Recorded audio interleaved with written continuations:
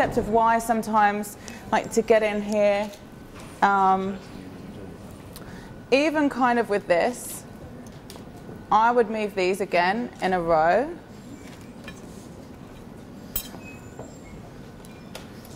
And shoot this on an aperture, so literally I'm just getting one in focus and not the others. So again, we get something like this. This is all what we did with the rings this morning.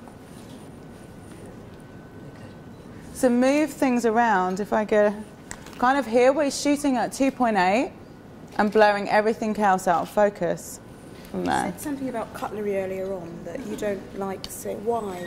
Can you show me what? The question I just had was, I mentioned earlier on how normally I don't like having photographs with the cutlery in my shot, but I'm going to show you what I mean about that. So generally I think when you're taking a shot and you have the edge of a fork or a bit of a spoon in, it doesn't look great. But if I wanted to do something, then I'd take more, I would actually purposely take a shot of that fork or that knife and make it look quite cool. But I think if I was to frame up here, this to me looks messy, I would move them out of the way. Or I'd take the whole place setting, which is much more pretty. So it's choosing your crop. Where do we want to crop? Even something like this, so the initial crop is going to be definitely the whole table to make big shot. The thing what you have to be careful of with that wide angle lens is to not stand here and take a photograph with a wide angle, because what's going to happen? Distorted. So you want to stand back and zoom in and then get your shot. Things like creative shots here, I definitely think to do something here with these pearls. I'm probably going to stand past the camera now and take a shot. For me here, the lights in this room are incredible. And I can get those lights in my shot, but have them out of focus. So literally if I take a shot from here, and I'll show you what I mean.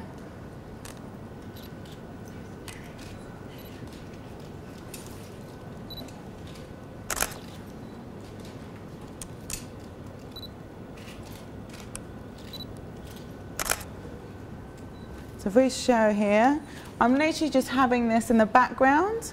So if you have a quick look, I'm actually using, which we did this earlier, something in the background, something in the foreground again. And this being the foreground, is something that's quite pretty. Again, the flowers, how would we photograph these flowers? Details, large crop.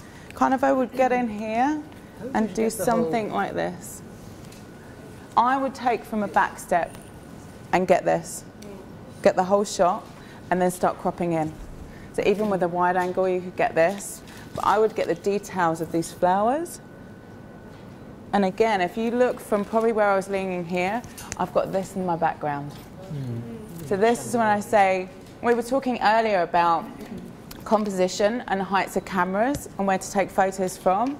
And kind of if I bend down here, I can see the amazing chandelier and get some shots of that in the background and this. Any questions, Lindsay? Any questions from there? No? I've got a question. I've only got this lens, so would I just have to move back really far to get the whole thing? Yes.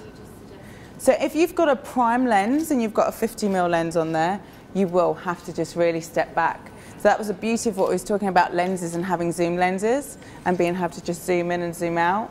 And again with a 50mm lens, just try different angles to have a look at, which would be good. So I think it'd be quite nice to get the flower and ceiling shot.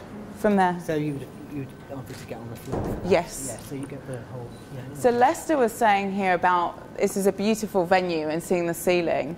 And I would lay on the floor and actually take the shot and get the tables in. I would probably wait till everything is lit at the top here with these candles because it's beautiful. Yeah. And maybe light as well. If there's some more light here or see these are lit, get them to turn down the lights as well in the room because now we're not afraid to shoot in darkness and have some kind of light. So even around here you're going to get beautiful lights as you take those photos. Anything else? Any other questions? Okay. Let's try and get something where we have the menus, because we haven't talked about menus and aperture. Is there anything written in these menus? Yeah. Ooh. So I'm going to ask the guys that are here on the course or day to day, if I wanted to take this menu, how would I take it? Give me some ideas. Big aperture. Why would we choose a larger aperture? So that you get the detail and focus, the rest blurred out. How would you crop it? Where would you put the menu? Nice back. Yeah? Let's do it here. Let's literally set up a really cool shot here. So, span.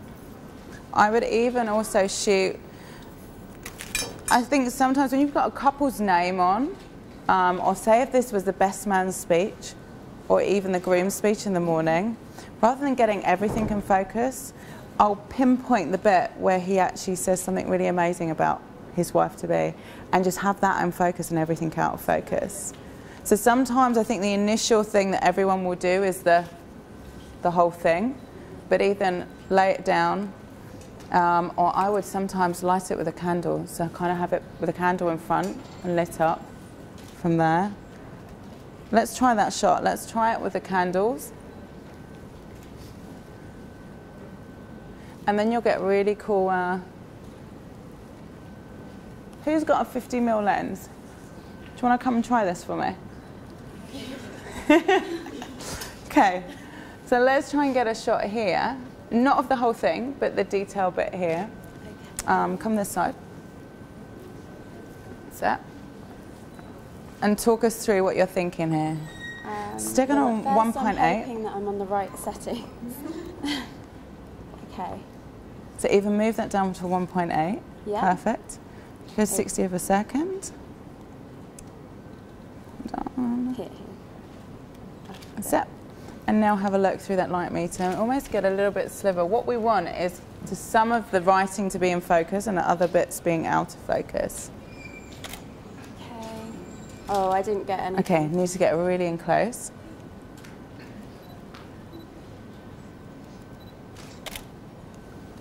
And from there, see how out of focus this is though here? Yeah.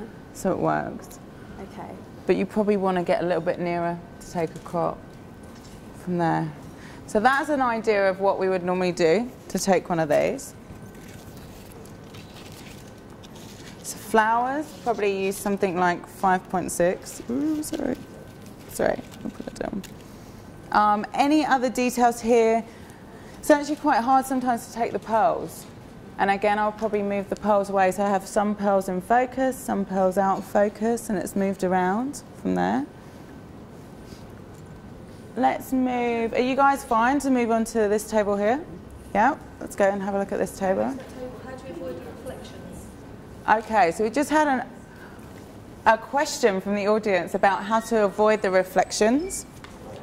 When we're shooting something like a mirror, I don't know, has anyone tried to shoot the mirror? Yeah. Yeah? Did you have a problem? Yeah, I personally got the reflection, but the other time I tried to get the reflection, it looked Blurred. What you'll find as well is your camera will struggle focusing when you try and focus into a mirror. The thing what you don't want to do is actually end up seeing yourself, and you get this in the rings. So try and shoot sideways on to the mirror or the reflection. And look for what you want in that. So at the moment here, I can see the jewels of the chandelier. And if that's too bright, then I'll just tilt this up or move it so I can see something darker in the reflection and then take my shot from there. But good question. Let's move over to this table. Things like this. Let's take some shots of, we've got the menu with a couple's date here. And again, kind of things out of focus here. I think kind of this is an amazing drink, whatever this drink is. This is when I definitely would move this knife.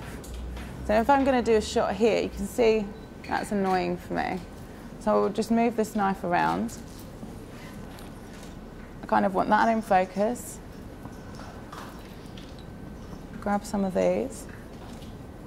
And hopefully everything else goes in focus. Let's have a look.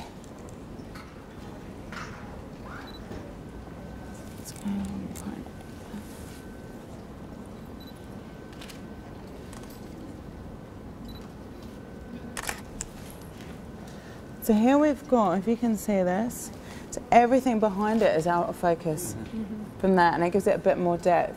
If we wanted to, this is when we would pull in one of these lights. My LED light. No. Okay.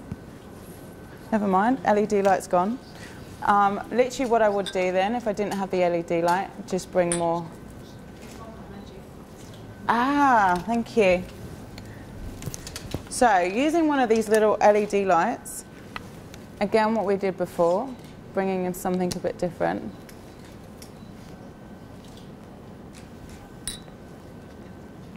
And what will happen is this will make the background now. Actually, we spoke about lighting the flowers earlier, didn't we? Let's light the flowers, the background here. And then have these like this. So if you can see, the champagne glass is actually lit up as well now. We've got a little bit, this is quite darker here, and then really bright behind it. So if I'm actually going to focus on the flower instead of the drink. Just have a look at this. Let's go.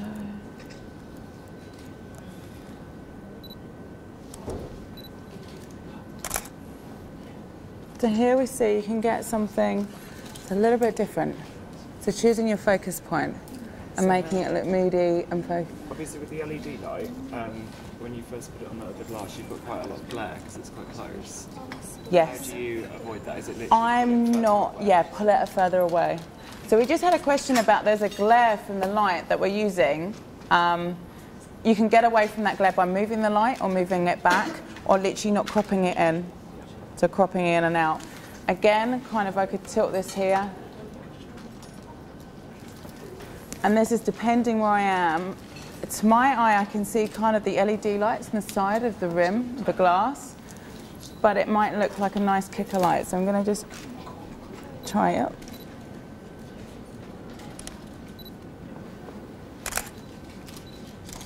And we've got that hole. It will illuminate the drinks in the glass. So let me just show what we're doing here so you can get a quick look. What we're doing is just playing with light with a tiny little LED light so you can actually see the glass and what's going on there. Making things in and out of focus again for the table shots. Buying a 50mm lens, even a 1.8 at around £79, £80 is perfect to do table shot, 50mm. Macro would be even better. Wait, sorry? A macro is really what I'm using now, so I could get really, really close. And even on the iPhone, just using this LED light gives you some depth around it. Guys, I'm just going to move to the cakes. Sorry. Again, we can do a similar thing with the cakes. Even if I get can I get you to hold this for me? Kind of having this here. So you've got some fresh fruit around here to take a shot of. And if I take it with and without,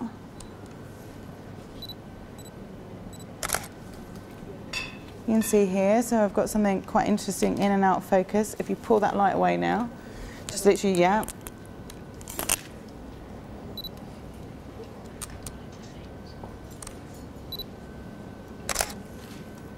I'm going to show you the before and after.